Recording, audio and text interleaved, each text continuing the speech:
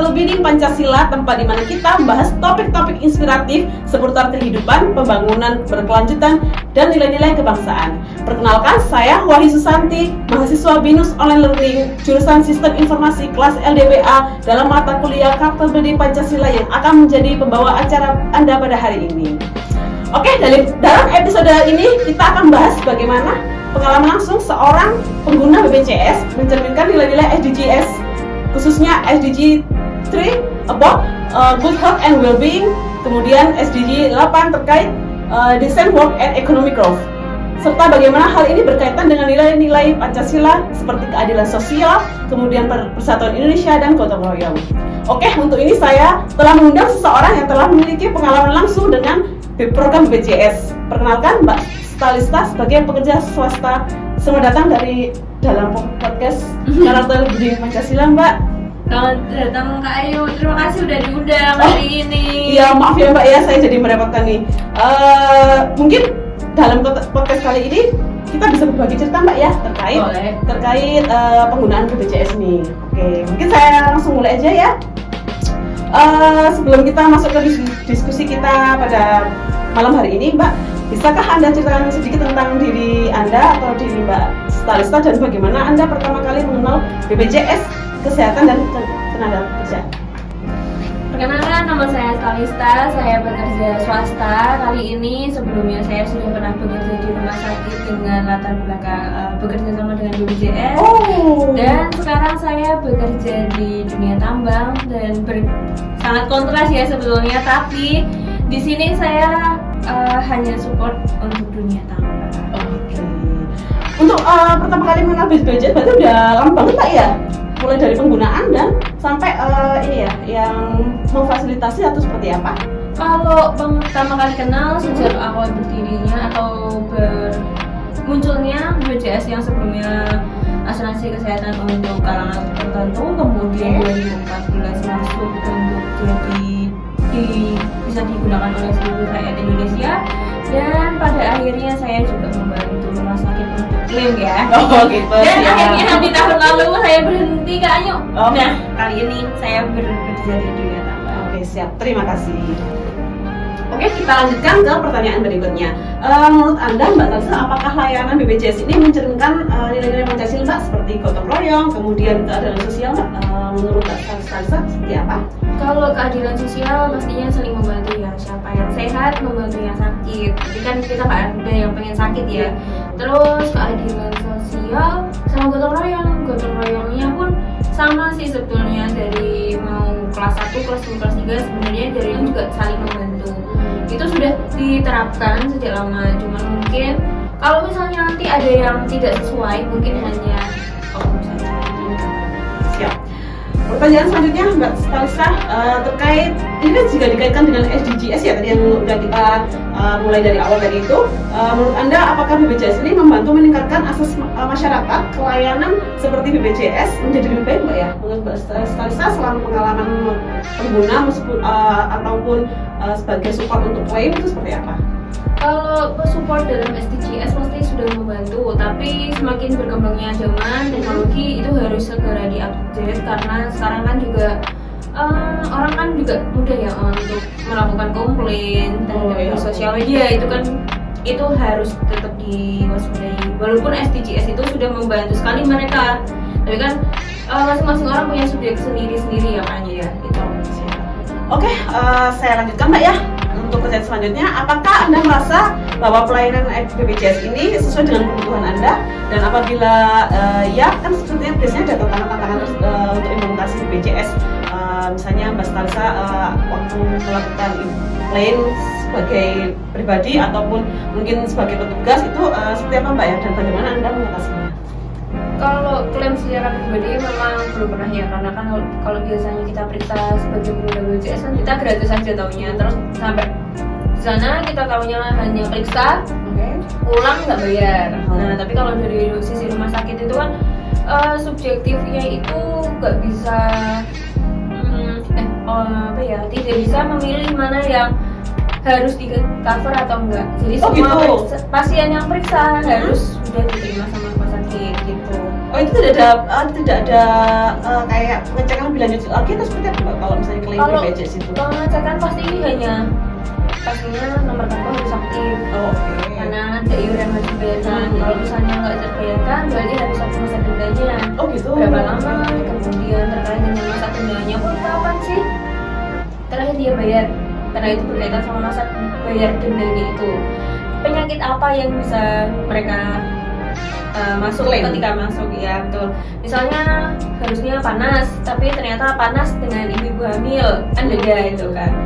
Terus dari sisi klaim sih overall oke, tapi kalau secara pribadi kita merasakan sama-sama ya, pastinya banyak awal-awal mungkin kita juga udah enak lah dengan BPJS karena sudah tercover semuanya, tapi semakin kesini dengan populasi masyarakat di Indonesia pasti lebih banyak ya. Iya. Itu akan otomatis dari pemerintah mungkin akan berpikir lagi bagaimana cara memanage keuangan terutama kesehatannya gitu, karena mungkin sakitnya sama-sama panas tapi yang satu anak kecil yang satu ibu. Oh berarti harus ada prioritas. Betul. Oh gitu. Jadi rumah sakit menentukan prioritas yang utama yang akan memang BPJS sudah harus bertindak. Betul, karena kan bisa dikategorikan emergency. Oh. Misalnya ibu tadi cuma panasnya 37, anak-anaknya 40 karena ada resiko penyakit lainnya kalau anak-anak. Oh oke seperti itu. Oke. Selama ini apa saat Mbak Stalista melayani pasien BPJS apakah ada tantangan yang lebih ini Mbak yang lebih apa ya? Mungkin dari Mbak Stalista nggak bisa menyelesaikan akhirnya sampai ke atasan itu apakah ada seperti itu Mbak? Pastinya ada Oh, banyak, betul. karena kita nggak ada yang pernah tahu ya soal kesehatan. Nah, pertama nggak ada yang pernah tahu soal kesehatan, nggak ada yang pernah aware sama kartunya.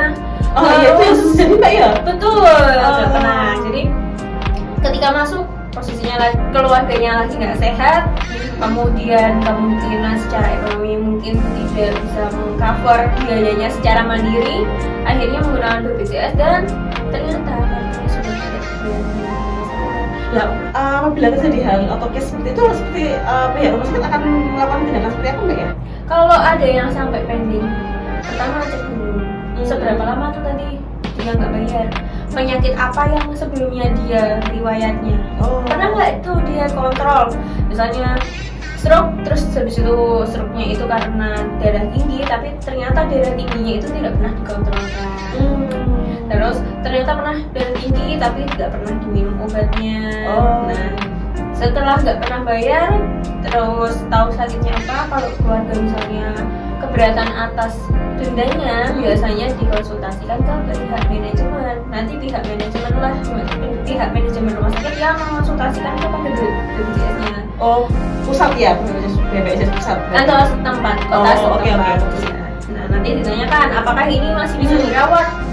Kalau misalnya masih bisa dirawat di rumah sakit itu mungkin masih bisa langsung ditindaklanjuti dengan mungkin dikasih termin ya waktu pembayarannya kapan. Tapi kalau misalnya nggak bisa, mungkin bisa dilanjut ke rumah sakit tahap berikutnya. Oke berarti saya bisa menyimpulkan Mbak ya bahwa meskipun kita punya kartu BPJS dan kita tuh gratis itu ya misalnya kalau kita klaim gitu kan, tapi kita tuh harus peduli juga ya terkait iurannya, terus kemudian masa berlaku aktifnya gitu, jadi sehingga kita bisa membantu diri kita sendiri terutama Mbak ya saat nanti kalau kita ada sakit kita bisa klaim dengan secepat gitu Mbak ya, jadi nggak ada proses bertele-tele seperti itu ya. Betul. Nah, itu membantu pemerintah juga memudahkan untuk ini ya mencairkan BPJS itu dia. Iya, karena kan subsidi silang ya. Iya. Yang sakit bayarinnya nggak sakit, yang Iya. sakit juga nggak bakal berharap sakit sih. Iya, sebenarnya. saya juga nggak akan berharap sakit sih Mbak. Mending kita bayar dulu daripada nanti kita yang menuai kan. Iya betul. Oke siap. Oke, karena tadi kita udah ngomongin BPJS kesehatan, sekarang kita beralih ke BPJS ketenagakerjaan. Oke, apakah Anda Mbak Stalista pernah melakukan klaim atau memanfaatkan program seperti jaminan hari tua, atau jaminan kecelakaan kerja atau jaminan yang lain Mbak terkait BPJS ketenagakerjaan? Kalau BPJS ketenagakerjaan ngeklaim pernah, tapi jaminan hari tua pernah karena orang tua. Terus kalau jaminan kematian juga pernah karena orang tua meninggal.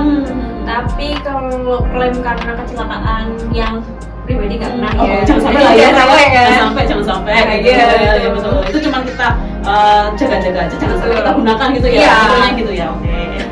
Terus bisa juga apa namanya, yang namanya BPJS ketenaga kerjaan kan sebenarnya kan lebih berbeda daripada kesehatan. Oh gitu. Kalau kesehatan itu kan lebih ke kesehatan diri kita sendiri. Kalau ketenaga kerjaan itu hal-hal yang tidak ingin kita mungkin hal-hal yang tidak pengen terjadi gitu. Oh oke. Jadi kayak modelnya kayak kecelakaan gitu ya. Kecelakaan pekerjaan gitu. Betul. Ya? Oke, dalam konteks SDG H ya, yang terkait decent work and economic growth, apakah Mbak Stalisa melihat bahwa peran BPJS Ketenagakerjaan dalam mendukung pekerjaan layak layak dan kesetaraan pekerjaan di Indonesia berjalan dengan baik, Mbak? Kalau untuk menurut Mbak Stalisa?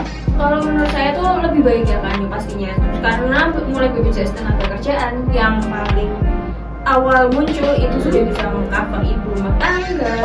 Jadi ibu rumah tangga yang mau ke pasar terjadi kecelakaan, jatuh misalnya ke bawah barang terlalu banyak, itu bisa diklaim di BPJS-TK. Tapi sekarang yang terbaru bahkan musisi dan konten kreator sudah bisa ke klaim juga. Oh itu klaim yang seperti apa, Mbak? Ada subsidinya lagi berarti?